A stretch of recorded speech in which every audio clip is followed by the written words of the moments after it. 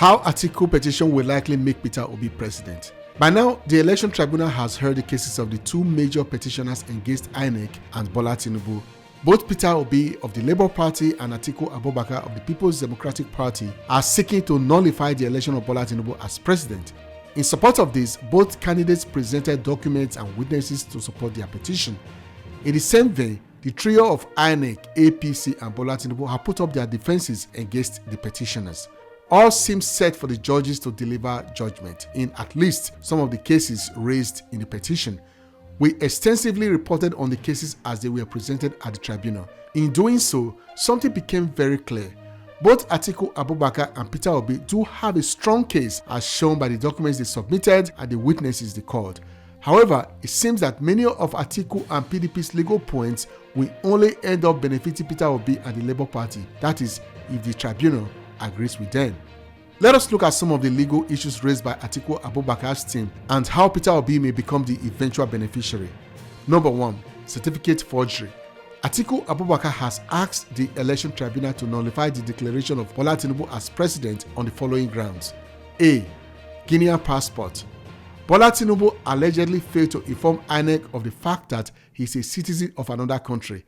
It is not illegal to have dual citizenship, but it is illegal to lie about it in a court affidavit. As part of the process of seeking to run for office, candidates are required to submit a Form EC9 to INEC.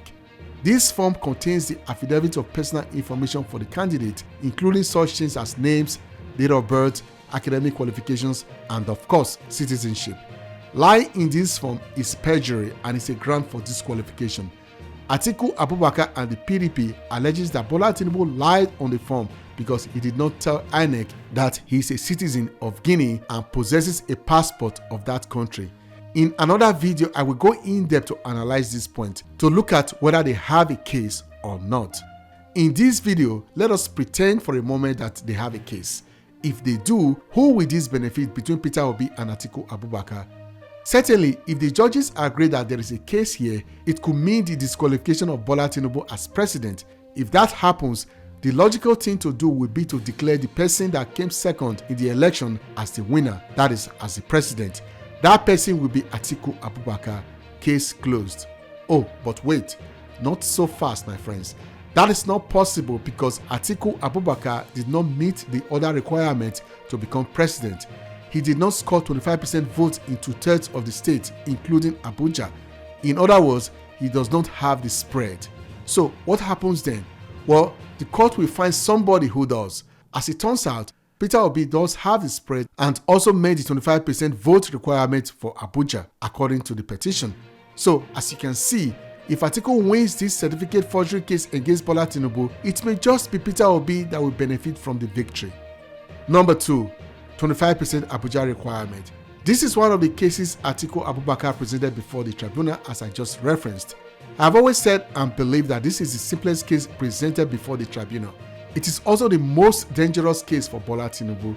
This case is based on Section 134, subsection 2 of the 1999 Constitution, which provides that, quote, a candidate for an election to the office of the president shall be deemed to have been duly elected where, there being more than 2 candidates for the election, he has the highest number of votes cast at the election and must have nothing less than 1/4 of the votes cast at the election in each of at least 2/3 of the states in the federation and the Federal Capital Territory, FCT, Abuja.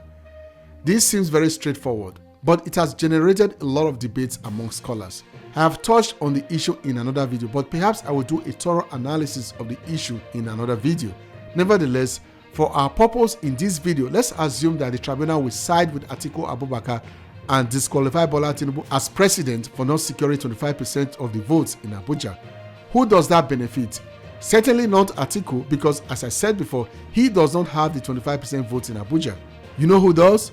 Peter Obi. Again, on this aspect of Atiku's case, if he is successful and the court nullifies Bola Tinubu as president, it will be Peter Obi that will be returned as president.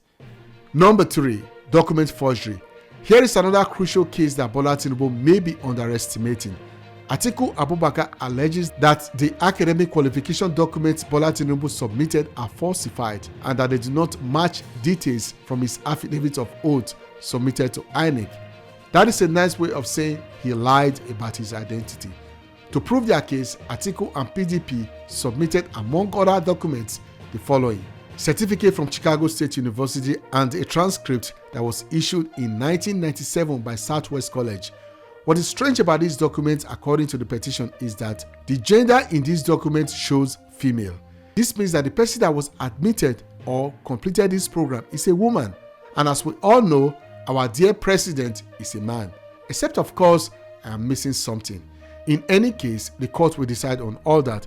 Again, for the sake of analysis, if Atiku is able to prove this alleged forgery case against Bola Tinubu at the tribunal, who will benefit from that legal victory? It won't be Atiku Abubakar. I hate to break it to his supporters. As with the issue with Bola Tinubu not revealing his citizenship of another country, he's likely to end up paving the way for Peter Obi's presidency. Why? Because Atiku Abubakar does not meet the other requirements to be declared president. In conclusion, the point being raised in this video is not to say how the judges will decide. Bola Tinubu may end up winning, even though the same Supreme Court have removed prominent politicians for some of the same issues Bola Tinubu is being accused of. But who knows? Stranger things have happened in Nigeria before. The bottom line is that while Atiku Abubakar may have put up a vigorous case, he may end up being the one that opened the way for Peter Obi to be president of Nigeria. That's all I have for you in this video. Thanks for watching. Keep sharing this video. And please do not forget to subscribe before you leave if you have not already done so. While you are at it, please click on the bell notification icon to keep receiving videos like this.